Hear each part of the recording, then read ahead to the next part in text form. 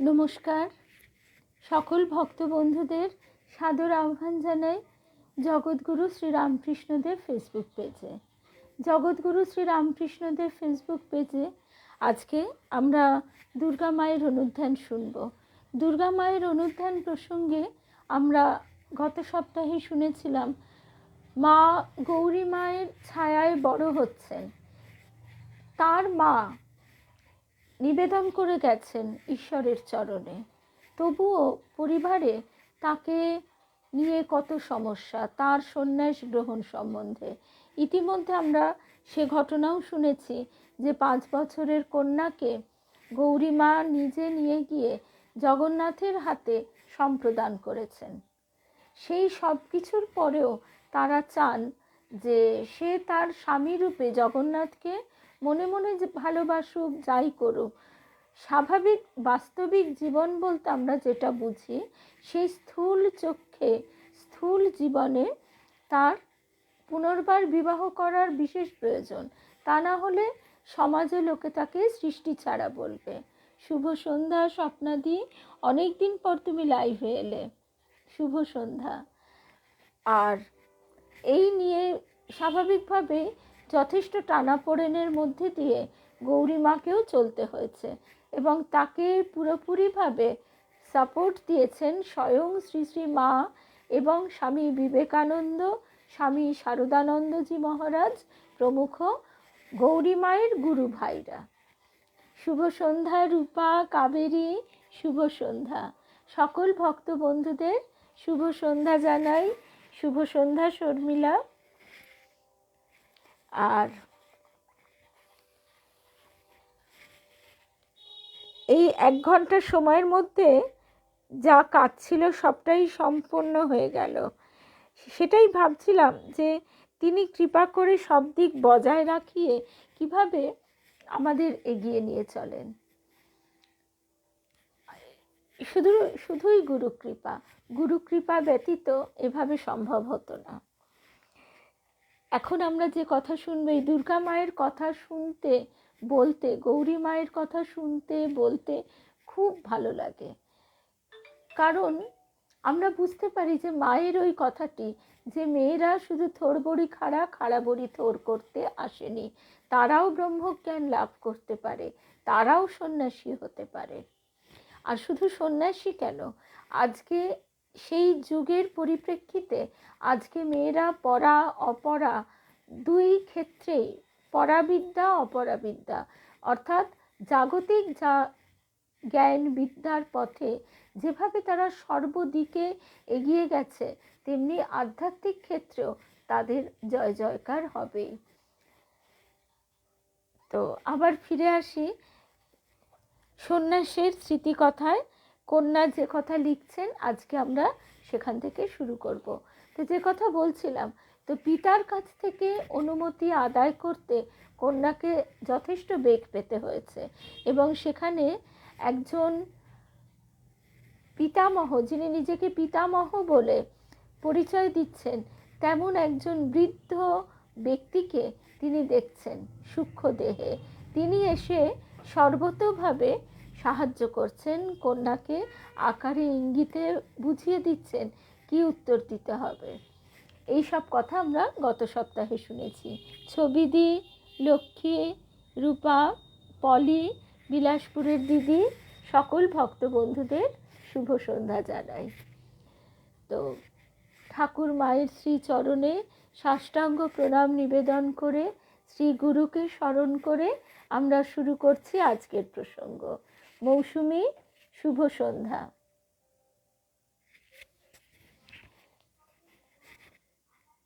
সিদ্ধার্থ, শুভ সন্ধ্যা। মৌসুমীও বেশ অনেক দিন পর লাইভে। আর এইবারে আমরা মূল প্রসঙ্গে চলে আসি। সন্ন্যাসীর স্মৃতিকথায় কন্যা লিখছেন, আর সন্ন্যাস গ্রহণ হচ্ছে শুভ রাধাষ্টমী দিবসে উদ্বোধন ভবনের দোতলায় ঠাকুর ঘরে শ্রী শ্রী মাতা ঠাকুরানী স্নেহধন্যা শিষ্যাকে সন্ন্যাস দান করছেন বাংলা 1316 সালে এবং পুজো হোম যাবতীয় অনুষ্ঠান 2 দিন ধরে সম্পূর্ণ হয়। অর্থাৎ দুর্গা মায়ের উপর এক গুরু দায়িত্ব শ্রী শ্রী মাও স্থাপন করছেন। ঠাকুর তো গৌরী মাকে যখন এই কাজের ভার দিয়েছেন যে আমি জল ঢালছি তুই কাদা চটকা, একসময় শ্রী শ্রী মায়ের কাছে এ কথা এর আগের দিন মায়েরা গল্প করেছেন। সেই সময় গৌরী মা শ্রী শ্রী মায়ের কাছে বলেছিলেন যে মা আমি তো একা পারি না, আমাকে একটা তুমি সঙ্গী এনে দাও। তো তারপরেই কিন্তু দুর্গা মায়ের আবির্ভাব হয়। মা নীরবে স্মিত মুখে হেসেছিলেন। শুভ সন্ধ্যা মিনা, সুস্মিতা, রুমাদি।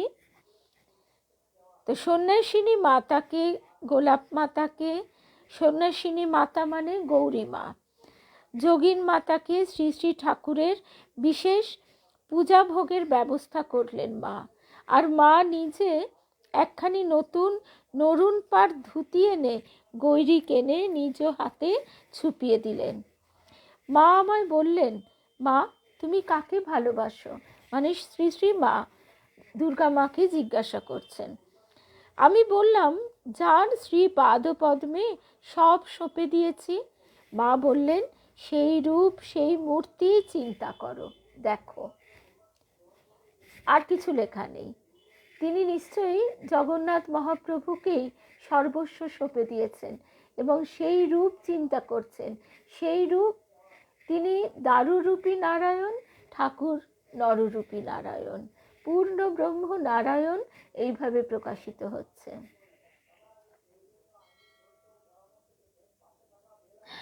একদম, তা তো বটেই। ছেলের এখন নতুন জীবনের মোড়, তার সেই অভিজ্ঞতা, সেই গল্পগুলো তো মাকেই শুনতে হবে। একদম। শুনেছি, ও না, তার আগে আমরা শুনছি একদম দুর্গা মায়ের লেখা থেকেই, মানে তিনি পরবর্তীকালে তার এই স্মৃতি কথা লিখছেন। তখন উনি বলছেন, পরদিন গঙ্গা স্নান করে মায়ের সঙ্গে স্নান করতে গেছি। একটি চাকরকে দিয়ে, তার নাম মোহন, মা একখানি কোকিল পাড় ধুতি, বাগবাজারের কস্তুরি, রসগোল্লা আনালেন। পুজোর ফুল আনালাম, শ্রী শ্রী মা স্বয়ং পুজো করলেন। সন্ন্যাসিনী মাতা হোমের আয়োজন রেখে দিয়েছিলেন, মানে গৌরী মা। শুভ সন্ধ্যা চিনুদি। শুনেছি গৈরিক বসন দানের পূর্বে শ্রী শ্রী শারদেশ্বরী মাতা নিকটে উপবিষ্টা আদরিণী কন্যার চিবুক স্পর্শ করেন, মস্তকে শ্রীহস্ত স্থাপনপূর্বক আশীর্বাদ করেন এবং তাকে দিয়ে কিছু ক্রিয়া সম্পন্ন করান। এই সময়ে কন্যার মনে ও দেহে এক অননুভূত দিব্য ভাবের আবেশ হয় এবং যখন শ্রী শ্রী মা তার অঙ্গ গৈরিক বসনে আচ্ছাদিত করেন, তখন আনন্দের উদ্দীপনায় কন্যার সংজ্ঞা লোপ পায়। কতক্ষণ আমার সংজ্ঞা ছিল না জানি না। আবার তিনি নিজের একটি খাতাতে তার বিশেষ স্মৃতি কথা লিখছেন। কতক্ষণ আমার সংজ্ঞা ছিল না জানি না, দেখি আমার পরিহিত বস্ত্রের বদলে গৈরিক বস্ত্রে দেহ আচ্ছাদিত, কপালে রক্তচন্দন, শ্বেতচন্দন এবং সিন্দুর পরাইয়া দিলেন মা। গলায় মালা দিয়ে মা বলছেন, পুজো করো, তুমি নিজে হাতে পুজো করো। আমি পুজো করলাম, গুরু পূজা, ইষ্ট পূজা। মা আমায় অঞ্জলি দেওয়ালেন। আমি আনন্দে বিভোর হলাম। আমার সর্বাঙ্গে মা হাত বুলিয়ে দিলেন, দুর্গাপুরী মা বলে আমায় সম্বোধন করলেন। তখন ভেবেছিলাম মা বুঝি আদর করলেন, কিন্তু আজ অনুভব করি মা রক্ষা কবচ জপে দিয়েছেন, কন্যা বলে গ্রহণ করেছেন, চরণ সমীপে টেনে নিয়েছেন। কি পবিত্র দৃশ্য! আমি এই কথাটাই বলতে যাচ্ছিলাম যে এই ধ্যান চিত্রখানি আমাদের চোখের সামনে যদি জ্বলজ্বল করে। উদ্বোধনের বাড়িতে ছোট্ট মেয়েটি, 12 বছর বয়স তার, এখানে একটি ছবিও আছে।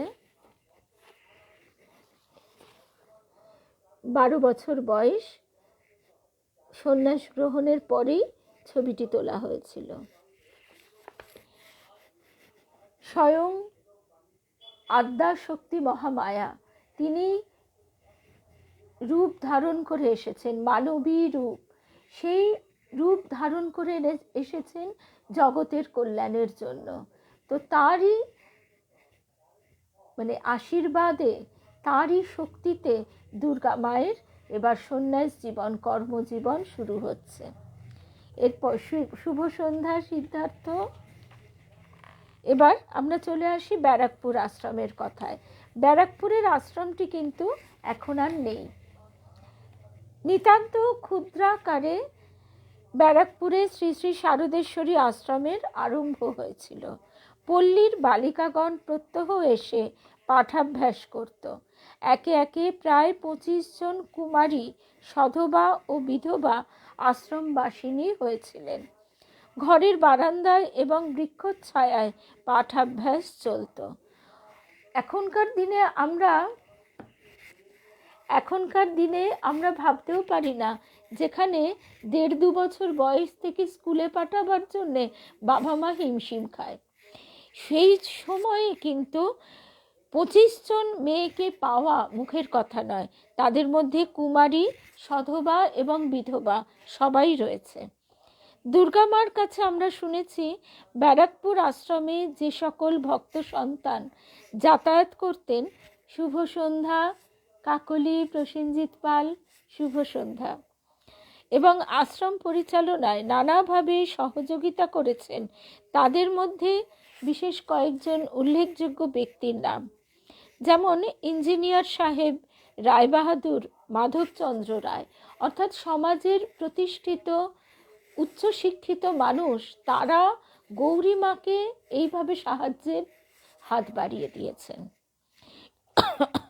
স্বামী ব্রহ্মানন্দজি মহারাজের শিষ্য সুরেন্দ্রনাথ সেন, শ্রী শ্রী সারদা মায়ের শিষ্য কুমুদবন্ধু সেন, মুচিরাম দাস, গগন জেলে, অর্থাৎ সেখানে যেমন সমাজের মান্যগণ্য ব্যক্তিরাও ছিলেন, তেমনি সমাজের একদম নিম্ন স্তর যাকে আমরা বলি, আরও সুন্দর শোনায় গ্রাসরুট লেভেলের খেটে খাওয়া মানুষেরাও, তারাও কিন্তু একইভাবে সহযোগিতার হাত বাড়িয়ে দিয়েছে।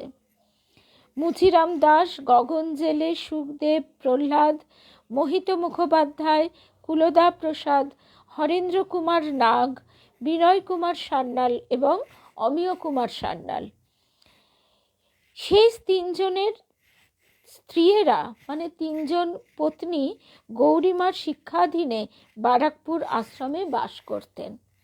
এই শিক্ষার্থিনী মহিলাদের মধ্যে একজন পরবর্তীকালে স্বামীর সংসারে সুখ ঐশ্বর্য লাভ করেও বলেছিলেন, শুভ সন্ধ্যা মিনুদি, সেই যে ব্যারাকপুর আশ্রমের জীবনযাত্রা, তার তুলনায় আজকের জীবনের ভোগ প্রাচুর্য কত অকিঞ্চিতকর। আমরা ব্যারাকপুর আশ্রমে এমনও দিন কাটিয়েছি, একবেলা পাতলা ডাল আর তেঁতুলের অম্বল দিয়ে ভাত খেয়ে থাকতে হয়েছে, আর একবেলা শুধু মুড়ি খেয়ে কাটিয়েছি। কত স্থানাভাব ছিল আমাদের, তাতেও সে যে কি আনন্দ, কি তৃপ্তি, মায়ের কত স্নেহ যত্ন, আজও তা ভুলিনি। শুভ সন্ধ্যা শোভা, একদম মিনুদি সোমা, মা মেয়ে একই সঙ্গে। মিনুদি কি সোমার কাছে আছো? গৌরী মায়ের নির্বাচিত ভবিষ্যৎ আশ্রমের আশাস্থল দুর্গামা বয়সে তখন সকলের থেকে কিন্তু ছোট। তারা তাকে দুর্গামাকে বোনের মতন অত্যন্ত স্নেহ করতেন, সদা তার কল্যাণ প্রার্থনা করতেন। বোনও তাদেরকে, ভগিনী দুর্গামা, তিনিও তাদের আত্মীয় জ্ঞানে দাদা, বৌদিদি, দিদিভাই বলে সম্বোধন করতেন। পূর্বোক্ত মাধবচন্দ্র রায়ের পত্নী কেশবমোহিনী দেবীকে দুর্গামা কেশবদি বলতেন। ইনি গৌরীমার মন্ত্র শিষ্যা। তিনি সংসারে থাকলেও কঠোর আদর্শে জীবনযাপন করতেন। আচ্ছা, কিন্তু একই সঙ্গে এই হচ্ছে প্রাণের টান। শৈশবাবধি ভগিনী দুর্গামাকে পরম স্নেহ যত্নে ইনি সেবা করতেন। তার এবং আশ্রমের জন্য প্রচুর অর্থ ব্যয়ও করেছেন। এই সকল দাদা দিদি শুভ সন্ধ্যা। রূপা, কেয়া, শুভ সন্ধ্যা। এই সকল দাদা দিদি বৌদিদের সঙ্গে শুভ সন্ধ্যা। শ্রাবণ। মায়ের মধুর সম্পর্ক বরাবরই অক্ষুণ্ণ ছিল। তাদের কেউ কেউ পরবর্তীকালে এই সন্ন্যাসিনী ভগিনীকে স্বতঃস্ফূর্ত শ্রদ্ধা ভক্তিবশত ভগিনীর ইচ্ছার বিরুদ্ধেই প্রণাম করতেন। মা কিন্তু নিজেকে চিরকাল তাদের সেই ছোট বোনটি মনে করেই অন্তরে তৃপ্তি অনুভব করতেন। দুর্গা মায়ের সন্ন্যাস গ্রহণের পর মাতৃদ্বয় ব্যারাকপুরে গিয়ে পুনরায় আশ্রম পরিচালনায় নিরুদ্বেগ মনোনিবেশ করলেন। এই সব সময় থেকেই দুর্গা মা ধীরে ধীরে গৌরীমার সহকারিণী রূপে যোগ্যতা প্রকাশ করতে থাকেন। গৌরীমার অবর্তমানে কিভাবে আশ্রম চলবে, আশ্রমের ভবিষ্যৎ সম্বন্ধে যাদের মনে সংশয় ছিল, খুব স্বাভাবিক, একজন সর্বত্যাগী রিক্ত সন্ন্যাসিনী যোগিনী তিনি আশ্রম তৈরি করছেন, মেয়েদের রাখছেন। শুভ সন্ধ্যা স্বপ্নাদি। সেই মেয়েদের কিভাবে রক্ষা করবেন? আর সেই সময়টিও কিন্তু যথেষ্ট টালমাটালের সময়, কেননা চারিদিকে তখন ব্রিটিশ বিরোধী আন্দোলন শুরু হয়ে গেছে, মেয়েরাও সেই আন্দোলনে নেমে পড়েছে। সুতরাং তাদের পুলিশ কখনোই সুনজরে দেখত না। তো এই সমস্ত ক্ষেত্রে সন্ন্যাসিনী দুর্গা মাকে দেখে তারাও আশ্বস্ত হলেন এবং নিঃসন্দেহে বুঝলেন একান্ত দৈবানুগ্রহেই গৌরীমা এইরকম যোগ্য উত্তর সাধিকা লাভ করেছেন। দুর্গা মায়ের ব্যক্তিত্ব বিকাশের সঙ্গে সঙ্গে আশ্রমের অভ্যন্তরেও যেন নতুন প্রাণের সঞ্চার হতে লাগলো। পক্ষান্তরে গৌরী মায়ের তপস্যা, দৈব শক্তি ও কর্মক্ষমতা, নানাবিধ অলৌকিক ঘটনা দর্শনে দুর্গা মায়ের মনও গভীরভাবে প্রভাবিত হয়। তিনি বলছেন, আশ্রমস্থ পঞ্চবটী তলে জপ কিংবা নাম কীর্তন করতে করতে গৌরীমা অনেক দিন সমাধিস্থ হয়ে পড়তেন। সারা রাতই এইভাবে কেটে যেত। আসলে আমরা সাধারণভাবেই জানি যে পরিবেশের প্রভাব কতখানি, আর এখানে যোগিনী মা মানে গৌরী মার পূত সান্নিধ্যে অপূর্ব আধার দুর্গা মা, তিনি যে খুব সহজেই বিকশিতা হয়ে উঠবেন সে কথা তো বলাই বাহুল্য। তপস্যাপূত দৃষ্টি দ্বারা আশ্রমের নিমিত্ত ব্যারাকপুরে যে ভূমিখণ্ড গৌরীমা নির্বাচন করেছিলেন তা যে পুণ্যভূমি ও সিদ্ধস্থান তা আমরা মায়েদের কাছে বহুবার শুনেছি। নির্বাচিত স্থানটির নাম কপালেশ্বর। সুরেন্দ্রনাথ সেন মহাশয় এই সিদ্ধস্থান প্রসঙ্গে বলছেন, ব্যারাকপুর আশ্রমের প্রাঙ্গণে একদিন প্রাতঃকালে গৌরীমা সবিস্ময়ে দেখেন গঙ্গা তীর থেকে কাদামাখা ছোট্ট ছোট্ট পায়ের চিহ্ন মন্দির পর্যন্ত গেছে। অনুসন্ধানে মা জানলেন যে অত ভোরবেলা ওই রকম কোনো ছোট বালিকা কেউই আশ্রমে কিন্তু আসেনি। তখন গৌরীমা অনুভব করলেন যে স্বয়ং মায়েরই শুভাগমন ঘটেছে, স্বয়ং জগৎ জননী তিনিই এসেছেন। এবং তখন গৌরীমা সেই পবিত্র পদচিহ্নের উপর পড়ে গড়াগড়ি দিয়ে কাঁদতে লাগলেন। অঞ্জুশ্রী সরকার, স্বপ্নাদি, শুভ সন্ধ্যা। সুরেন্দ্রনাথের সঙ্গে কলকাতায় যে সমস্ত ভক্ত সন্তান সেই দিন গৌরী মায়ের দর্শনে গিয়েছিলেন তারাও সেই চরণচিহ্ন দর্শন করেন। এই পুণ্যভূমির সম্পর্কে পরবর্তীকালে একটি ঘটনার বিবরণ পাওয়া যায়। গৌরীমার জনৈক সন্তান তিনি লিখছেন, আশ্রম তখন 53/1 শ্যামবাজার স্ট্রিটে। ব্যারাকপুরের গঙ্গা তীরে অবস্থিত আশ্রমের স্থানটি দর্শনের জন্য আমার খুব কৌতূহল হয়। গৌরী মায়ের কাছে গিয়ে আশ্রমের সঠিক অবস্থান আমি জানতে চাইলাম।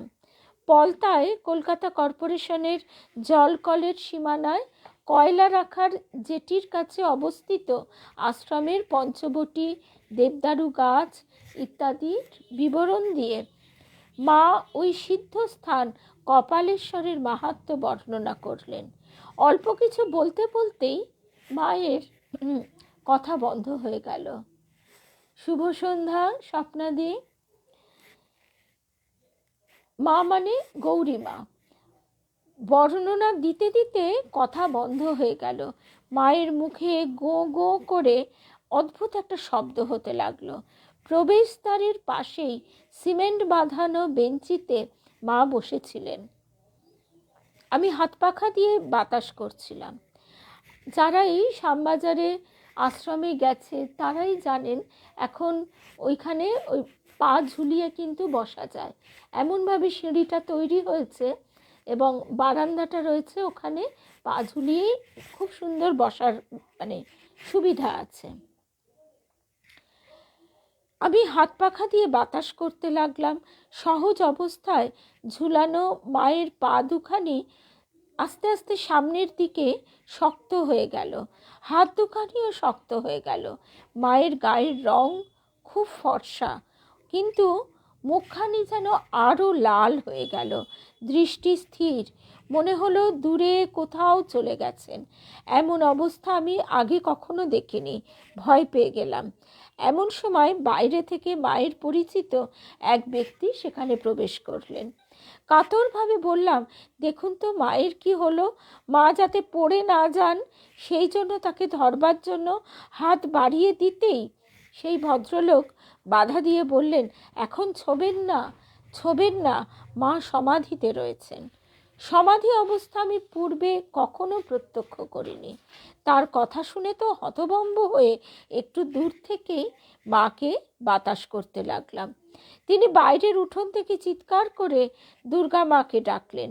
দুর্গা মা এসে ওই অবস্থা দেখে জিজ্ঞাসা করলেন, মা কোন বিষয়ে কথা বলছিলেন? আমি সংক্ষেপে বললাম। দুর্গা মা ঠাকুর নাম শোনাতে লাগলেন। আস্তে আস্তে গৌরী মায়ের শক্ত হাত পা শিথিল হলো। কিছুক্ষণ পরে তিনি আবার স্বাভাবিক অবস্থায় ফিরে এলেন। আমরা নির্বাক। গৌরী মা কিছুক্ষণ নির্বাক থেকে আমায় বললেন, না রে, বলতে দিলে না, মুখ চেপে ধরেছে। তুই একা ওখানে যাসনি, আমিই সঙ্গে করে নিয়ে যাব একদিন। আসলে ওই কপালেশ্বর স্থানটি পরবর্তীকালে গঙ্গার গর্ভে বিলীন হয়ে যায়। অর্থাৎ সেই আমরা এটি শুনছি দুর্গা মা এই বই থেকে। আর বলছেন জনৈক গৌরী মায়ের জনৈক সন্তান, পেজ নাম্বার 60। দুর্গা মা বইটি সুব্রতাপুরী দেবী তার লেখা। এই বইটি থেকে শুনছি। আমি কাবেরীকে এই রকমই কয়েকটি বইয়ের কথা বলেছি। এই বইগুলো পড়তে পড়তে সাধারণভাবে খুব স্বাভাবিক, সেটা আমাদের হয়তো একটা অবিশ্বাসের একটা দোলাচলে পড়তে হয়। কিন্তু যত আমরা এর গভীরে প্রবেশ করব, কেননা এগুলি বলবার প্রয়োজন কি? এরা না চান প্রচার, না চান যশ, না খ্যাতি, অনাড়ম্বর জীবন নিতান্ত। কিন্তু এই ঘটনার কিছু কিছু আমরাও আমাদের গুরুদেব দেবী মায়ের কাছে স্বচক্ষে দেখেছি। সেই কারণে এবং তখন স্বাভাবিকভাবেই আমাদের মনেও একটা অদ্ভুত দোলাচল এসেছে যে এটা কি, এরকম তো আর কারোর হয় না, এগুলো কি সত্যি, নাকি এটা কোনো দৈহিক বা মানসিক কোনো সমস্যার প্রকাশ? এটা আমরা কেউই বুঝতে পারতাম না। আনন্দময়ী মায়ের কথা আমরা শুনছি। আনন্দময়ী মায়ের ক্ষেত্রেও এই মুহুর্মুহু ভাব সমাধির কথা আমরা কিন্তু শুনব। তখন স্পষ্ট বুঝলাম, একজন কথা বলবার সময় যদি অন্য কেউ তার মুখ সজোরে চেপে ধরে তখন যেমন শব্দ হয়, গৌরীমার মুখ থেকে ঠিক সেই রকম শব্দই বেরিয়ে আসছিল।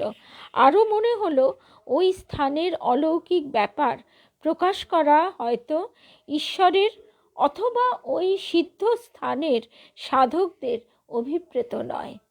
এই বিষয়ে গৌরীমাকে পরবর্তীকালে আর কখনো জিজ্ঞাসা করিনি। অবশ্য দুর্গামা পরে কিছু কিছু বলেছেন। এখানে ফুটনোট আছে, সেটাও আমরা শুনছি।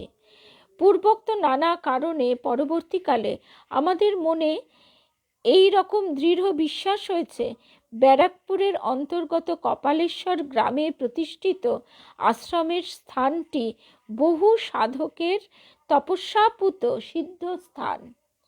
সম্প্রতি কপালেশ্বর প্রসঙ্গে শ্রীমৎ যতীন্দ্র রামানুজাচার্য মহারাজ প্রবর্তিত উজ্জীবন পত্রিকায় শ্রী কানাই ঘোষ লিখছেন, রাঢ়বঙ্গের 3 ঠাকুর ও শ্রীধাম খড়দহ একটি প্রবন্ধে শ্রী চৈতন্য মহাপ্রভুর অনুগত ভক্ত কাশীশ্বর পণ্ডিতের ভাগ্নে রুদ্ররাম ব্রহ্মচারীর সাধনায় খড়দার শ্রী শ্যামসুন্দরজিউ, খড়দহের শ্রী শ্যামসুন্দরজিউ, সাঞ্জীবনের শ্রী নন্দলালজিউ এবং শ্রীরামপুরের শ্রী রাধাবল্লভজিউয়ের শ্রীমূর্তিত্রয় ওই কপালেশ্বরেই জগন্মাতার নির্দেশে দেব ভাস্কর দ্বারা নির্মিত হয়।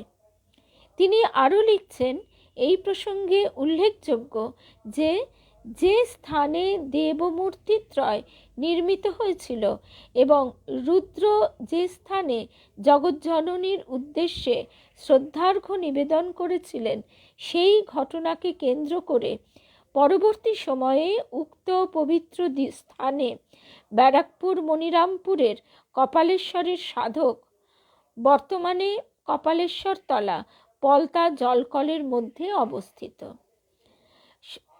সাধক সাগর আচার্য সস্ত্রীক সেখানে আগমন করে জগজ্জননীর উদ্দেশ্যে ঘট স্থাপনা করে মাতৃসাধনায় আত্মনিবেদন করে। একদিন অতি প্রত্যুষে আচার্যদেব পুষ্পচয়নের জন্যে গমন করলে এই সময় পণ্যাটি লোকমুখে পণ্যহাটি, অর্থাৎ যেখানে ওই নৌকা যোগে জিনিসপত্র এনে কেনা বেচা হতো, পণ্যহাটি আরও অপভ্রংশ হয়ে পানিহাটি অঞ্চলের এক শাঁখারি এসে আচার্যদেবের স্ত্রীর কাছে তার কন্যার শাখা পড়বার জন্য মূল্য প্রার্থনা করেন। শাঁখারির কথায় তিনি বিস্মিত হন। ইতিমধ্যে আচার্যদেব কুটিরে এসে শাঁখারির কাছে জানতে পারেন গঙ্গার দহের কাছে তার কন্যা শাখা পড়ে জলকেলি করছেন। ঘটের মধ্যে টাকা আছে, দিতে বলেছেন। আচার্যদেব বিস্ময় বিমূঢ়ের ন্যায় ঘট উপুর করে 5টি মুদ্রা পেয়ে শাঁখারিকে প্রদান করেন ও জড়িয়ে ধরেন এবং গঙ্গার দহের কাছে ছুটে যান। কিন্তু সেখানে কয়েকটি ক্ষুদ্র পদচিহ্ন ব্যতীত আর কাউকেও দেখতে না পেয়ে উচ্চৈস্বরে মা মা রবে ভুলুণ্ঠিত হয়ে কাঁদতে থাকেন। এখন এইগুলি বিশ্বাস অবিশ্বাসের ব্যাপার না। ওই যে এখানে এক জায়গায় লেখা আছে ব্যারাকপুর আশ্রম কিছু নেই, এটা মায়েরাই বলেন। ব্যারাকপুর আশ্রমের স্থানটি গঙ্গা গর্ভে বিলীন, কিন্তু কপালেশ্বর তলা সেটি তো বলা হচ্ছে বর্তমানে পলতা জলকলের মধ্যে অবস্থিত। যাই হোক, এখন এই যে ঘটনাগুলি আমরা শুনছি, এগুলি আমরা বিশ্বাস করলেও কিছু আসে যায় না, বিশ্বাস না করলেও কিছু আসে যায় না। কিন্তু প্রশ্ন হচ্ছে, এটুকু আমাদের মনটাকে খোলা রাখতে হবে যে আমাদের সীমিত বোধ বুদ্ধি বিবেচনা ইন্দ্রিয়াদির দ্বারা আমরা যতটুকু দেখতে পাই সেটুকুই কিন্তু শেষ কথা নয়। আমরা সেই স্তরে উঠলে আমরা আরও বেশি দেখতে পাবো এবং তখন আমরা নিজেরাই চোখে দেখে বা অনুভবে দেখে সত্যাসত্য নিরূপণ করব। এই কারণেই কিন্তু অনেকে বলে থাকেন যে এসব বিষয় নিয়ে অধিক চিন্তা ভাবনার প্রয়োজন নেই, তার থেকে অনেক বেশি প্রয়োজন নিজেকে গঠন করা, নিজেকে রূপান্তরিত করা, নিজেকে পশুত্ব থেকে মনুষ্যত্বে উত্তীর্ণ করা, আর মনুষ্যত্ব থেকে দেবত্বের পথে এগিয়ে যাওয়া। এক কথায় জীবত্ব থেকে শিবত্বের পথে এগিয়ে যাওয়াই আমাদের সাধনা। আর তার সঙ্গে এইটাই হচ্ছে কথা, আমাদের ঠাকুরও কিন্তু কথামৃতের এক জায়গায় বলছেন, এভাবে একজন জিজ্ঞাসা করছে যে সে এই জন্ম জন্মান্তর মানে না, তাতে কি তার ভক্তির হানি হবে? তখন ঠাকুর বলছেন যে না, তাতে ভক্তির হানি হবে না, কিন্তু তার জগতে অনেক কিছুই ঘটতে পারে, এই বিশ্বাসটুকু থাকলেই হলো। অর্থাৎ মনের মধ্যে এই উদারতা থাকতে হবে। বিজ্ঞানীরাও তারাও কিন্তু এই কথাই বলেন যে তাদেরও একটা দূরদৃষ্টি তো অবশ্যই থাকে, যে কারণে তারা আবিষ্কারের পথে এগিয়ে যেতে পারেন। সামান্য জিনিস যেটা আমাদের চোখে এড়িয়ে যায়, সেটা তাদের কিউরিওসিটি জাগায়। তো এইভাবে আজকে আমরা যে কথাগুলি শুনবো, এর মধ্যে প্রত্যেকটিই কিন্তু অলৌকিক কথা, আমাদের সাধারণ চিন্তা ভাবনার বাইরে। আচ্ছা, তারপরে কথাটি শুনি। এখানে ব্যারাকপুর প্রসঙ্গে দুটি অলৌকিক ঘটনার উল্লেখ করা হচ্ছে। দুর্গা মায়ের মুখে যেমনটি আমরা শুনেছি তেমনটি আমরা বলবো। ব্যারাকপুর আশ্রমের ঘাটে প্রতিবেশী অনেক মহিলা প্রত্যহ গঙ্গা স্নান করতে আসতেন। স্নান শেষে তারা কলসি অথবা ঘটি ভরে গঙ্গা জল নিতেন। তার কিছুটা ঢালতেন শিব ঠাকুরের মাথায়, কিছুটা পঞ্চবটী তলায়, তারপর যোগিনীমার মন্দিরে প্রণাম করে যে যার ঘরে ফিরে যেতেন। একদিন সন্ধেবেলায় দুটি যুবতী বধূ গঙ্গা স্নান করতে এসেছেন। পঞ্চবটী তলা দিয়ে ঘাটে যাবার সময় তাদের মধ্যে একজন হঠাৎ অবসন্নভাবে মাটিতে বসে পড়লেন। ভয়ে সঙ্গিনীটি ছুটে গেলেন গৌরীমার কাছে, বললেন, ও যোগিনী মা, একটা বউকে মনে হয় ভূতে পেয়েছে, কী সব বকছে, আপনি শিগগির একবারটি এসে দেখুন। ওই রকম কাতর ডাকে যোগিনী মা তখনই বেরিয়ে এলেন ঘর থেকে। বউটিকে দেখে তার মনে হলো মেয়েটা ভর সন্ধ্যেতে এলো চুলে চলেছিল, ওর ওপর নিশ্চয়ই কারুর অশুভ দৃষ্টি পড়েছে। এরকম কথা গ্রামে গঞ্জে আমরা এখনো শুনে থাকি, এবং একথাও শুনে থাকি যে এ সমস্ত অন্ধবিশ্বাস, কুসংস্কার ইত্যাদি। আসলে ওই যে আমরা যে স্তরে বাস করি, সেই স্তরে বাস করে আমরা এটুকুকেই শেষ কথা মনে করি।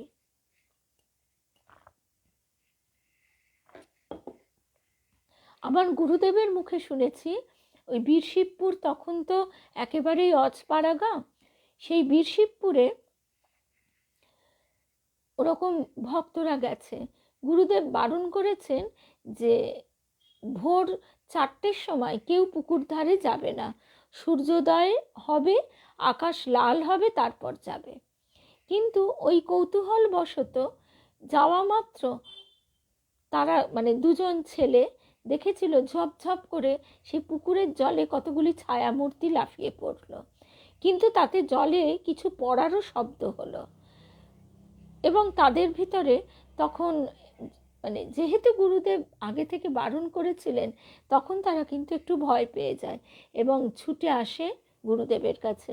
গুরুদেব তখন বলেছিলেন, তোমরা তো আমার কথা শোনো না, বিশ্বাস করো না, নিষেধ করেছিলাম, শোনোনি, তবে কপাল ভালো যে কোনো বিপদ ঘটেনি। আসলে গুরুদেব তার সাধন শক্তিতে ওই জায়গাটিতে এদের বাস করা তখন কষ্টকর। ঠিক যেমন কথামৃতেও কিন্তু পরিষ্কার আছে, গোপালের মায়ের বাড়িতে রাখাল, তাকে নিয়ে ঠাকুর গেছেন, ঠাকুরের তেজ সেই অশরীরী আত্মা, প্রেতাত্মা তারা সহ্য করতে পারছে না। রাখাল কিছুই বুঝতে পারেনি, খেয়ে দিয়ে তো ঠাকুর রাখালকে নিয়ে শুতে গেছেন। তো ঠাকুর তখন বলছেন যে গোপালের মা একজন অতি ভালো মানুষ, কেন তার পিছনে তোরা এখানে রয়েছিস, এই জায়গা ছেড়ে চলে যা। স্বামীজির কাছেও আমরা এই ধরনের কথা শুনি। তো যাই হোক, এই প্রসঙ্গে এটাই বলবার কথা যে আমাদের দৃষ্টির বাইরে বলেই যে সেটা মিথ্যা তার নয়। তবে এটাও তার সঙ্গে মনে রাখতে হবে, বহু ক্ষেত্রেই রজ্জুতে সর্পভ্রম হয়। বহু ক্ষেত্রেই, বিশেষ করে গ্রামে গঞ্জে, নানা রকমের অদ্ভুত শব্দ হয়, গাছের মধ্যে দিয়ে বাতাস বওয়ার, নানা রকম ছায়া পড়ে, এইসব দেখে স্বভাবতই মানুষ ভীত সন্ত্রস্ত হয়। তো এবার যে কথায় আমরা ছিলাম, ওই রকম কাতর ডাকে যোগিনী মা তখনই বেরিয়ে এলেন ঘর থেকে। বউটিকে দেখে তার মনে হলো ভর সন্ধেবেলা এলো চুলে চলেছিল, ওর ওপর নিশ্চয়ই কারুর অশুভ দৃষ্টি পড়েছে। অবশ্যই আছে, কিছু তো নয়, অবশ্যই আছে। কেননা ঠাকুর স্বয়ং কথামৃতে যখন কথা বলছেন, বা নিগমানন্দ, প্রাচীন ভারতের সাধুদের কথা একদমই তাই। এটা খুব সহজেই বোঝা যায়। আমরা এক্স-রে, আমাদের দেহভেদ করে চলে যাচ্ছে, দেহের ছবি তুলে দিচ্ছে। এটা যেহেতু যন্ত্রপাতির সাহায্যে মানুষের কাছে স্থূলভাবে প্রমাণ হয়ে যাচ্ছে, এখন এই নিয়েও বহু মানুষ গবেষণা করেন। যাই হোক, আজকে আমাদের সেটা আলোচ্য বিষয়ও নয়, কিন্তু মনটাকে যেন আমরা একটু উদার রাখি। তো এবারে যোগিনী মা মানে গৌরী মা সেখানে আগুন জ্বালালেন, তাতে সর্ষে, মরিচ, কি সব জিনিস ফেললেন। তারপর সেখানে লাঠি দিয়ে সপাং সপাং করে মারতে লাগলেন। বউটিকেও কয়েক ঘা দিলেন, কিন্তু কোনো সুফল দেখা গেল না। তারপর পঞ্চবটী তলায় বসে তিনি সুমধুর সুরে রাম নাম সংকীর্তন আরম্ভ করলেন। তখন এক ছায়ামূর্তি তার সামনে হাজির হয়ে জিজ্ঞাসা করে, যোগিনী মা, তুমি এসব কি করছো এখানে? গৌরীমা তখন বলেন, তুমি কে, কেন বউটাকে কষ্ট দিচ্ছ? ছায়ামূর্তি উত্তর দেয়, দেব না? বউটার এত বড় আস্পর্ধা, পঞ্চবটী তলায় বসে আমি জপ করছি, ও অশুদ্ধ কাপড়টা আমার গায়ে লাগিয়ে দিলে, কেন আঁচল ওড়াবার আর জায়গা পেলে না? গৌরীমা তখন বুঝলেন যে এ তো সাধারণ ভূত নয়। তখন তিনি জিজ্ঞাসা করলেন, আপনি কে?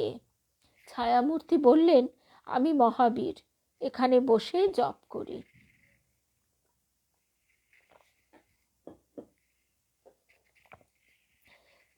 পলি, তোমার তো বাপের বাড়ি ওখানেই, তো সুতরাং তার মানেই দেখো, আমাদের মানে ওই স্থূল দৃষ্টিভঙ্গি দিয়ে আমরা এই বিষয়গুলির ব্যাপারে কৌতূহলও রাখি না। আবার অনর্থক ভয় পাওয়াটাও কোনো কাজের কথা নয়, কিন্তু মনটাকে খুলে রাখা। গৌরীমা বিনীতভাবে বললেন, ওর খুবই অন্যায় হয়েছে বাবা, ওর বুদ্ধি কম, আপনি ক্ষমা করুন। মহাবীর তখন বলছেন, তুমি বলছো যখন ক্ষমা করব, কিন্তু তার আগে ও গঙ্গা স্নান করে আসুক, ভিজে কাপড়ে এখানে গড়াগড়ি দিক, নাকে খত দিক। ততক্ষণে এ খবর ছড়িয়ে পড়েছে, বহু মানুষ এসে জমা হয়েছেন। কয়েকজন মহিলা সেই বউটিকে নিয়ে গিয়ে গঙ্গা স্নান করিয়ে আনলেন। তারপর বউটি পঞ্চবটী তলায় গড়াগড়ি দিলেন, নাকে খত দিলেন। গৌরীমা তখন মহাবীরকে বলছেন, আপনি এবার প্রসন্ন হন, কিছু গ্রহণ করুন। মহাবীর বললেন, তোমার ঘরে তো আখের গুড় আছে, তাই দাও কলা পাতায় করে। গৌরীমা একজনকে বললেন, শিগগির একটা আঙট কলা পাতা কেটে নিয়ে এসো। আমাকে বললেন, মানে দুর্গা মাকে, আমাকে বললেন, গুড়ের যে নাগড়ি আছে ঘরে, গোটা একটা নিয়ে এসো তো মা। এক পালি গঙ্গা জলও আনবে, আর একটা নূতন কুশাসন। সব কিছু এনে আমি অনেকখানি জায়গা গঙ্গা জলে মার্জনা করলুম। কলা পাতাখানি গঙ্গা জলে ধুয়ে রাখলুম। আসন পেতে পাশে খাবার জন্য গঙ্গা জল দিল। গৌরীমা পাতার ওপর নাগরি থেকে গুড় ঢালতে লাগলেন আর মহাবীরকে গ্রহণ করতে অনুরোধ জানালেন। সকলেরই কিন্তু তখন একটা অদ্ভুত ভাব, ভয়ে আর ভক্তিতে, কেমন একটা ছমছমে ভাব। মহাবীরের কথা আমরা কিন্তু কিছুই শুনতে পাইনি, তাকে চোখেও দেখিনি, কিন্তু যা দেখলাম তাই যথেষ্ট। কলা পাতায় যখন গুড় পড়তে লাগলো তক্ষুনি তা নিঃশেষ হতে লাগলো, এটা স্বচক্ষে দেখেছি। নাগরির সমস্তটা গুড় নিঃশেষ হয়ে গেল। গৌরীমা ভূমিষ্ঠ হয়ে সেই জায়গায় প্রণাম করলেন। উপস্থিত আমরাও সকলে ভূমিষ্ঠ হয়ে সেই জায়গায় প্রণাম করলুম। মায়ের নির্দেশে সেই বধূ কলাপাতা আর নাগরি গঙ্গায় দিয়ে এলেন। ততক্ষণে তার স্বাভাবিক অবস্থা ফিরে এসেছে। অন্তত একটা কথা ঠিক, যে এই যে কোনো বিশেষ পূজা স্থান, যজ্ঞ বেদী, গাছের তলায় মন্দির বা ছোট শিব ঠাকুর বসানো, পাথর বা কোনো জপ ধ্যানের জায়গা, সেই জায়গার প্রতি কখনো অশ্রদ্ধা দেখাতে নেই বা তাকে অসুচিভাবে ব্যঙ্গর ছলে স্পর্শও করতে নেই। এবার দ্বিতীয় ঘটনাটি, আর এরকম ঘটনা যে একেবারে শ্যামবাজারেও ঘটেছে আজও মায়েরা সে কথা বলেন। এই রকম যারা অশরীরী মানে সাধক শ্রেণীর আত্মা, তারাও সেখানেও এসে গৌরী মায়ের কাছে খিচুড়ি খেয়ে যেতেন। আর যারা মুক্তি পাচ্ছেন না, কষ্ট পাচ্ছেন, তাদেরও ওইভাবে গৌরীমা খাইয়ে তাদের মুক্তির উপায় করে দিতেন একদম। এবার দ্বিতীয় ঘটনাটি, এবং এইটি আজকে আমাদের শেষ প্রসঙ্গ। একবার গৌরীমা ব্যারাকপুর থেকে, আচ্ছা আর একটা ঘটনা এই প্রসঙ্গে মনে পড়ে গেল, ঘটনাটা না আমি একদমই ভুলে গেছি, বাবার কাছে ছোটবেলায় খুব শুনতাম। এই যে চৌম্বক শক্তিতে সাউন্ড আটকে যায়, আমি বলতে তো আমার প্রচুর ভুল হবে, আমি শুধু স্মরণ করিয়ে দিচ্ছি, কারুর যদি মনে থাকে, ঘটনাটা হঠাৎ মনে পড়লো, না হলে আমি গুগল দেখে রাখতাম, যে ওই বিশেষ একটি বাড়িকে লোকে ভূতের বাড়ি বলতো। সেইখানে একটা পাথরের ওপর দাঁড়ালে একটা সেন্টেন্স শোনা যেত, সেন্টেন্সটাও ভুলে গেছি, বারবার সবাই ওইটা ওরকম শুনতে পেত।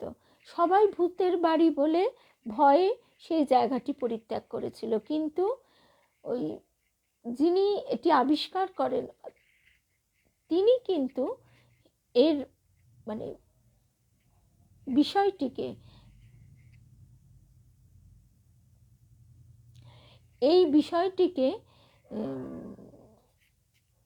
আমি তার নামটাও বিজ্ঞানীর নামটাও এখন এই মুহূর্তে মনে পড়ছে না। যাই হোক, তিনি কিন্তু তার পর্যবেক্ষণের দ্বারা তিনি আস্তে আস্তে এর যে রহস্যটা উদ্ঘাটন করলেন। তো সুতরাং এই যে আমরাও যে এখানে যে প্রশ্নটা রাখছে মৌসুমী, জাগতিক খাবার সূক্ষ্ম দেহে কিভাবে গ্রহণ করতেন, এখন এটার তো উত্তর আমাদের কাছে নেই, কিন্তু এই একই কথা আমরা লীলা প্রসঙ্গেও শুনবো বা শুনেওছি বোধহয়, আমাদের তো হয়ে গেছে নাকি আবার একটু আগু পিছু করে আছে, ওই যেখানে এখন অতিথি নিবাস কামারপুকুরে খেলার মাঠ, সেইখানে যে বটগাছটা আছে, ওইখানে আমাদের ঠাকুর ছোট্ট গদাই ধ্যান করতে যেতেন, এবং সেখানে পাশেই তো ভূতির খাল আর শ্মশান, সেইখানেও ওরকম মিঠাই, হাঁড়ি হাঁড়ি মিঠাই উধাও হয়ে যেত, ঠাকুর নিয়ে যেতেন, তারা চাইতো এবং সেগুলি অদৃশ্য হয়ে যেত। কিভাবে কি হতো এটা তো আমরা বলতে পারি না। কেন, আমরা যখন মৌসুমী নিশ্চয়ই শুনেছিলে, আমরা যখন বাবাজি মহারাজের কথা শুনছিলাম, যোগীরাজ শ্যামাচরণ লাহিড়ির কথা, তখন আমরা অনেক অদ্ভুত ঘটনা শুনেছি যে বাবাজি মহারাজ তিনি হিমালয়ের এক বিশেষ ক্ষেত্রে একেবারে রাজবাড়ি, রাজপ্রাসাদ বানিয়ে দিলেন, কেন না, শ্যামাচরণ লাহিড়ীর তার রাজবাড়ি দেখবার একটা আকাঙ্ক্ষা ছিল, এবং তিনি যা স্পর্শ করছেন একেবারে স্থূল বস্তুর মতো স্পর্শ করতে পাচ্ছেন। এটা কিভাবে ফিজিক্স প্রমাণ করবে সেটা তো আমরা জানি না, আমাদের এখনো এটা মানে এতে আসা সম্ভব হয়নি, কিন্তু তিনি সেটা ওইভাবে তৈরি করলেন। আর গুরু ভাইরা, শ্যামাচরণ লাহিড়ীর গুরু ভাইরা বলছেন যে আপনার জন্যেই গুরুদেব আজকে এইটি সৃষ্টি করেছেন। তারপরে সেখানে তিনি খাবারও তার খাওয়া হলো, শ্যামাচরণ লাহিড়ীর রাজভোগ, মানে রাজার রাজভোগ বলতে মানে রসগোল্লার রাজভোগ নয়, মানে রাজার যে খাদ্য সেই রকম নানাবিধ খাদ্য সম্ভার, সেগুলোও তিনি উদরস্থ করলেন। তারপরে তাকে বাবাজি মহারাজ বলছেন যে দেখো তোমার আকাঙ্ক্ষা পূর্ণ হয়েছে তো, ব্যাস। তারপর চোখের নিমেষে সব অদৃশ্য হয়ে গেল একদম। এই যে শ্রাবণীয় বলছে, এগুলি আমাদের, এই কথাগুলো আমাদের যখন মনে হয় আমরা কি করে অবিশ্বাস করব। ডেরা ডান্ডা উঠাও, হ্যাঁ মৌসুমি, ডেরা ডান্ডা উঠাও বলা মাত্র জ্ঞানগঞ্জের যে পুরো জায়গাটি অদৃশ্য হয়ে গেল। কারণ সেখানে বলা হচ্ছে তারা এমন একটা স্তরে বিরাজ করেন যে সারা পৃথিবীর বিজ্ঞানী এবং অভিযাত্রীরা কেউ সেই জায়গাটির অনুসন্ধান করতে পারেননি। এক রাতের জন্য রানী খেতে ওই হিমালয়ের একটা প্রান্তরে একদম।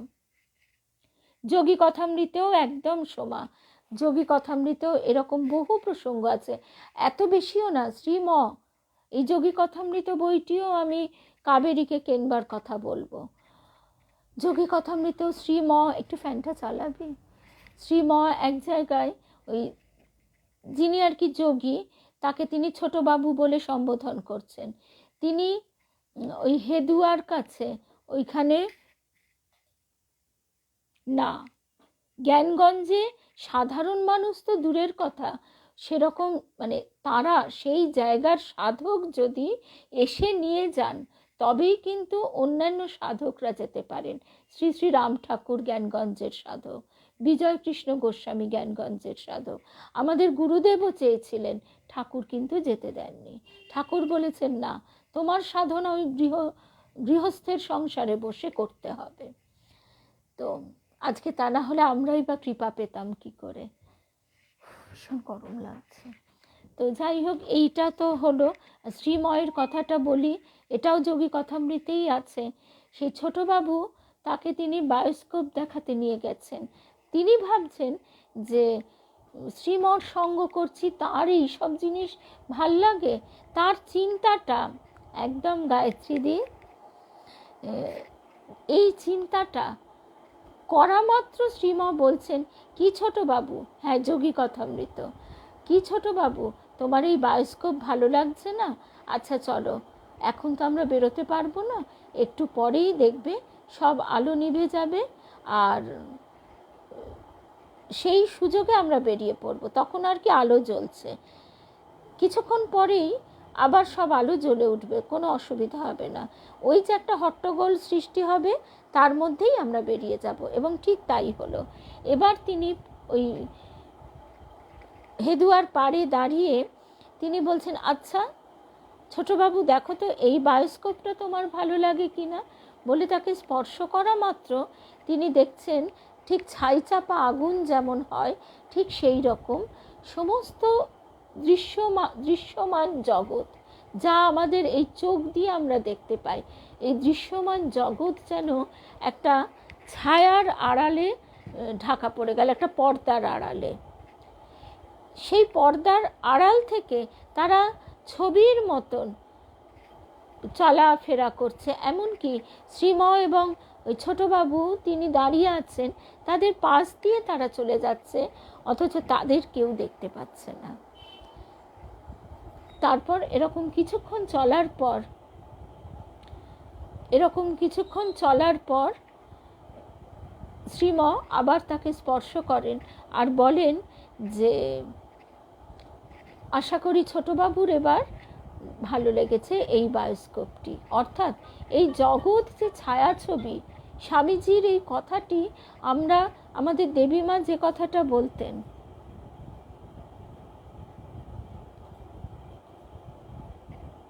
গন্ধ বাবা, হ্যাঁ ওনার নামও আমি শুনেছি। তো এই যে আমরা যে কি বলবো, এই ধরনের ভাব মানে চিন্তা ভাবনাগুলো যখন আমরা এর গভীরে প্রবেশ করি, তখন শ্যামাচরণ লাহিড়ী মহাশয় তার কথা শুনলে তো আমাদের তখন মনে হবে আমরা যে স্থূল জগতের মধ্যে রয়েছি, এই স্থূল জগৎটাই বুঝি একেবারে মানে এটাই একটা ভুল। স্বামীজি যে বলছেন এই পুরো জগৎটাই একটা ছায়াছবি। আর আরও একটা কথা, স্বামী যোগানন্দকেই ছোটবাবু বলতেন। আর আরও একটা কথা, এই যে স্বামীজি যে বলছেন জগৎটা একটা ছায়াছবি, এবং এই ছায়াছবি আমরাও কিন্তু বুদ্ধি যোগ দ্বারা অনুভব করবার চেষ্টা করতে পারি। সত্যি তো, আমরা দ্রষ্টা রূপে দাঁড়িয়ে দাঁড়িয়ে দেখতে পারি, নিজের পরিবারকে দেখতে পারি, গড়িয়াহাটের মোড়ে দাঁড়িয়ে দাঁড়িয়ে দেখতে পারি পুরো একটা সিনেমার মতো চলছে। পুরো নিজেকে নির্লিপ্ত করে রেখে আমরা সেখানে দেখতে পারি। কিন্তু আমরা যখন অভিনয়ে ঢুকে পড়ি কারোর স্ত্রী হিসেবে, কারোর মা হিসেবে, তখন ইমোশনগুলোর সঙ্গে এত যুক্ত হয়ে যায়, কারোর বন্ধু হিসেবে, তখন সেই ইমোশনগুলোর সঙ্গে যুক্ত হয়ে যাবার ফলে আমরা নিজেদেরকে আর দ্রষ্টা রূপে রাখতে পারি না। এবার দ্বিতীয় ঘটনায় চলে আসি।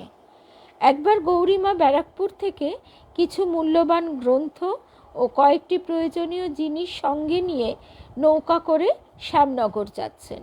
তার উদ্দেশ্য বা ইচ্ছা ওইসব জিনিসপত্র সেখানে জনৈক ভক্তের বাড়িতে রেখে আসবেন। সঙ্গে রয়েছে আমি আর সুরেশ ও কুলদা প্রসাদ নামে দুটি ব্রাহ্মণ সন্তান। আমি মানে দুর্গামা। শ্যামনগরে গঙ্গা তীরে যখন নৌকো গিয়ে ভিড়ল, অন্ধকার নেমে এসেছে। তখন বর্ষাকাল, তার ওপর ভাটায় গঙ্গার জল কমে অনেকখানি জায়গা একেবারে কাদা হয়ে গেছে। যাতায়াতের খুবই অসুবিধা। সন্তান দুটি মাঝির সঙ্গে অর্ধেক জিনিস মাথায় নিয়ে গন্তব্যস্থানে চললেন। আমি তখন খুব অসুস্থ ছিলাম, তাই গৌরীমা আমার কাছে নৌকার মধ্যেই রইলেন। অনেক সময় কেটে গেল, কিন্তু ছেলেরা কেউই ফিরছেন না। গৌরীমা খুবই চিন্তিত হলেন, ক্রমে অস্থির হয়ে উঠলেন।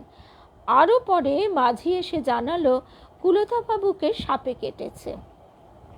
চটকলের ডাক্তার সাহেব বলছেন তাঁর আর বাঁচার আশা নেই।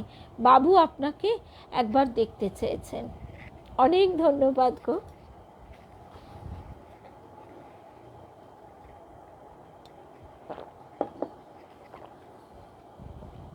পরের ছেলে আশ্রমে সেবা করতে এসে জীবন হারাবে, দুঃসংবাদ শুনে গৌরীমা মর্মাহত হলেন আর ভয়ঙ্কর রেগেও গেলেন। সমস্ত রাগ গিয়ে পড়ল তার আজীবন পূজিত প্রাণাধিক প্রিয় দামোদরজির ওপর। আসলে মানুষ যাকে সবচেয়ে ভালোবাসে, রাগটাও বুঝি তাকেই সবচেয়ে বেশি দেখায়। তাকে ভীষণভাবে বকাবকি করতে লাগলেন। খাওয়া নেই, বিশ্রাম নেই লালজি তাকে তো তিনি স্বামী রূপে পতিরূপে ভজনা করেন, তো স্বামীর উপরে রাগ দেখাবেন না তো কাকে দেখাবেন? গৌরীমা তাকে ভীষণভাবে বকাবকি করতে লাগলেন। খাওয়া নেই, বিশ্রাম নেই, সারা দিন খেটে খুঁটে ভিক্ষে করে সব জোগাড় করব আমি, আর তুমি ঠাকুর রাজা আসনে বসে কেবল মালা চন্দনটি পরবে, দিব্যি সুখে খাবে আর এমন সব বিভ্রাট বাঁধাবে, তা চলবে না। আশ্রমের সেবা করতে এসে যদি ব্রহ্ম হত্যা হয়, ঠাকুর জেনে রাখো আজ তোমায় আমি গঙ্গার জলে বিসর্জন দিয়ে তবে এখান থেকে যাব। আজকেই আমাদের লালজিকে রূপা দেখে এসেছে, রূপা গাঙ্গুলি। আমায় বললেন, দেখো তো মা কি কাণ্ড, মরণ পথের ছেলেটা আমাকে ডাকছে, আমি চললুম। কোনো ভয় নেই মা, বসে বসে দুর্গা নাম করো। এই কটি কথা বলেই রুদ্রাণী মাতা রওনা হলেন। মাঝি পথ দেখিয়ে নিয়ে চলল। কণ্ঠ দেশে দামোদরজি বাঁধা।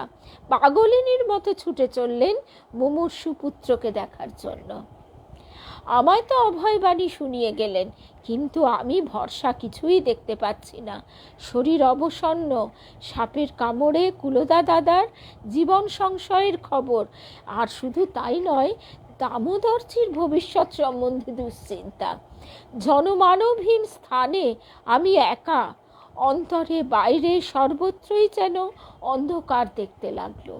ওই শ্যামনগরের বিরাট গঙ্গা, কাদা বেরিয়ে পড়েছে, সাপ খোপ কি না আসতে পারে। মানুষজন সেখানে একটি ওই 12 থেকে আর বয়স কতই বা এগিয়েছে, ওইটুকু একটি মেয়েকে দুর্গা নাম জপ করো এই কথা বলে অন্ধকার ঘুটঘুট করছে বসিয়ে রেখে মা চললেন। আর সবচেয়ে মিষ্টি এখানে যে ব্যাপারটি, দামোদরজির ভবিষ্যৎ সম্বন্ধেও সে মেয়ে ভেবে কুল কিনারা পাচ্ছে না। ক্লান্ত দেহ মনে শক্তি সঞ্চয় করতে আমি তো সর্বান্তকরণে দুর্গতি নাশিনী শ্রী দুর্গার নাম জপ করতে লাগলাম। যথাস্থানে গিয়ে গৌরীমা দেখেন কুলদা দাদা শুয়ে, চোখ দুটি বোজা, বাহ্যক জ্ঞান প্রায় নেই বললেই হয়। পাশে বসে সুরেশ দাদা কাঁদছেন। কঠোর সন্ন্যাসিনীর চোখ দুটিও এ দৃশ্যে জলে ভরে এলো। পুত্রের মাথায় তিনি জপ করলেন, হাত বুলিয়ে দিলেন, তারপর পায়ের কাছে গিয়ে বসলেন। সাপে কামড়ানো জায়গাটা কেটে ডাক্তার বেঁধে দিয়ে গেছেন। মা বললেন, বাঁধন খুলে দে, কাটা জায়গাটা আমি দেখব। কেউ সাহস পায় না, বাঁধন খুললেই সারা শরীরে বিষ ছড়িয়ে পড়বে। হুঙ্কার দিয়ে সুরেশ দাদাকে বললেন, খোল শিগগির, খোল বলছি। গৌরীমার প্রকৃতি সুরেশ দাদা জানতেন। সকলের নিষেধ অগ্রাহ্য করেই ভয়ে ভয়ে বাঁধনটা খুলে দিলেন।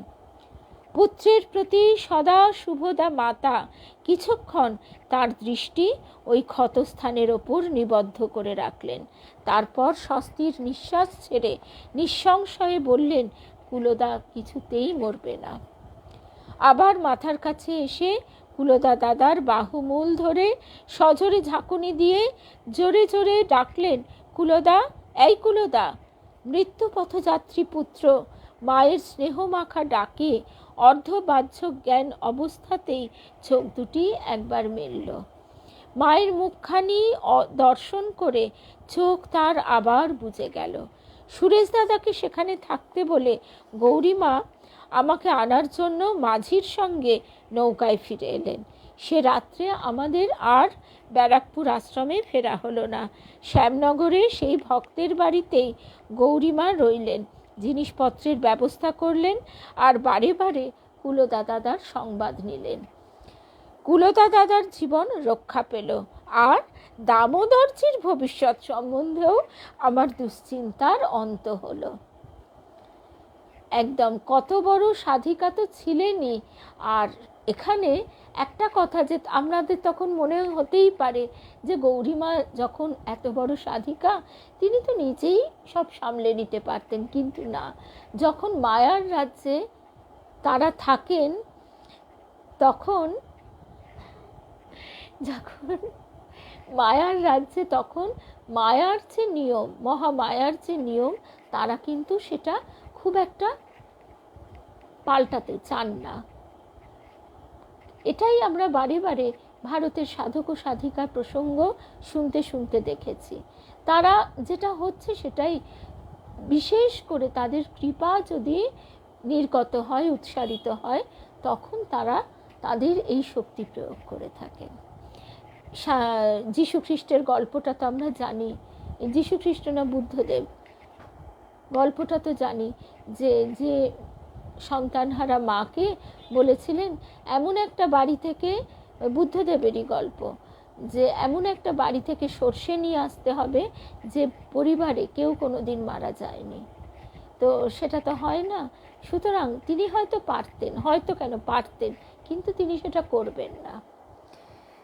তো এইখানে ওই সেই একটা গানের কথা মনে পড়ে যায়, আর একটা কথাও মনে পড়ে যায়, ওই যে গৌরীমা যে দৃষ্টি দিচ্ছেন, আমরা মহাভারতে পড়েছি যখন দুর্যোধন যুদ্ধ করতে যাবেন তখন গান্ধারী, তিনিও তো অত্যন্ত শক্তিমতী মহিলা ছিলেন, তারও সাধনলব্ধ নিশ্চয়ই তেজ ছিল, যে তিনি বলেছিলেন তার সামনে নিরাবরণ হয়ে এসে দাঁড়াতে, তার দৃষ্টি দিয়ে তিনি তাকে স্পর্শ করবেন, সেই স্পর্শে তাকে কেউ মারতে পারবে না, তার রক্ষা কবচ হয়ে যাবে সেই স্পর্শ, দৃষ্টি দ্বারা যে স্পর্শ।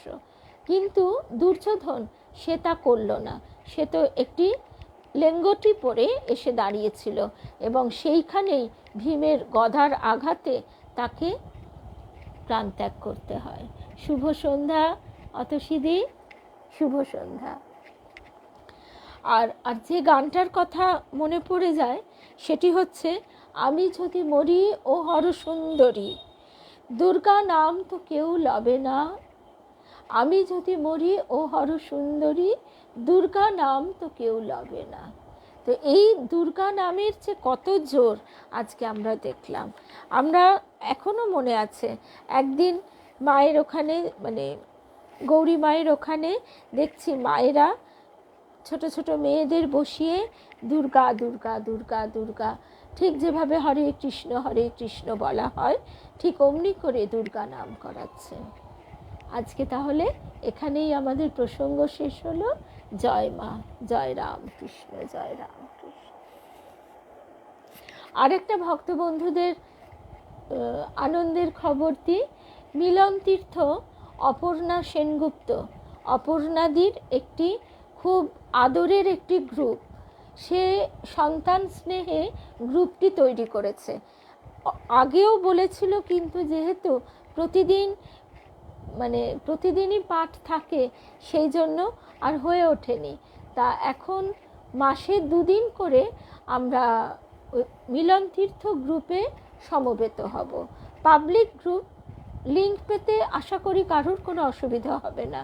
আর সেই জন্য ওই 2টি করে বৃহস্পতিবার মাসে আমাদের 2টি অনুধ্যান হবে।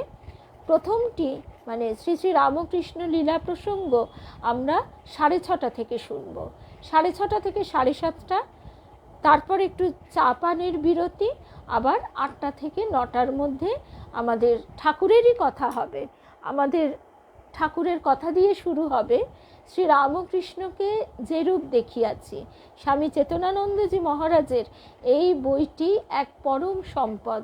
বেলুর মঠে চেতনানন্দজি মহারাজের সঙ্গে সাক্ষাৎ হয়েছিল, সেটি আমার কাছেও এক পরম সম্পদ। মহারাজজিকে বলেছিলাম, ছোট্টবেলা থেকে আপনার বই পড়ি মহারাজ। মহারাজ হেসে বলেছিলেন যে এরা সব আমার বই পড়া ভক্ত। তখন বলেছিলাম, না মহারাজ, আপনার লেখা পড়ে ঠাকুরকে যেন চোখে দেখতে পাই।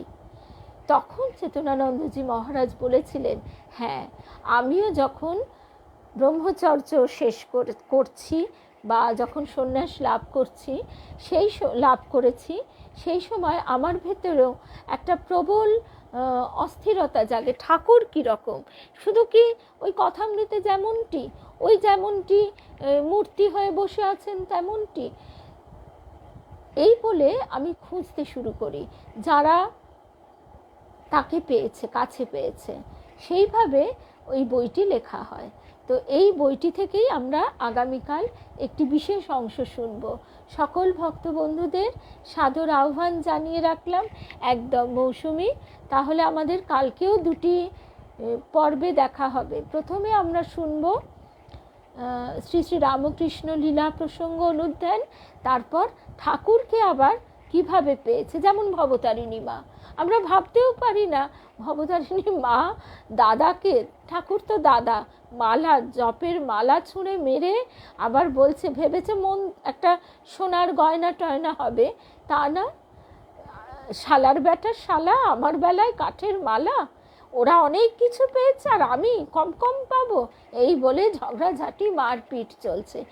এই যে ঠাকুর আমাদের কাছে এইভাবে ধরা দিচ্ছেন। মাইকের আওয়াজটা তো ভালো ছিল না, সেই জন্যে একটু বোধহয় অসুবিধাও হয়েছে। কিন্তু যাই হোক আমরা আবার আগামীকাল শুনবো ভবতারিণী মায়ের কাছেও আবার ঠাকুরের কথা শুনবো। একটা জায়গা আমরা সময় পাইনি, আমাদের তো সীমিত সময়, সেখানে ঠাকুর বলছেন দর্শন দিয়ে যে তিনি নরেন দাদার জন্য নয়, নরেনের জন্য নয়, রাখালের জন্য নয়, শরতের জন্য নয়, তিনি জগতের হয়ে রইলেন। এবার তিনি সকলের জন্য, জগতের জন্য তিনি হয়ে রইলেন। এই জায়গাটুকুও আমরা যদি পারি কালকে একটু শুনবো, আর চেতনানন্দজি মহারাজের বই থেকে তো শুনবই। জয় রামকৃষ্ণ, জয় রামকৃষ্ণ। অনেক ভালোবাসা।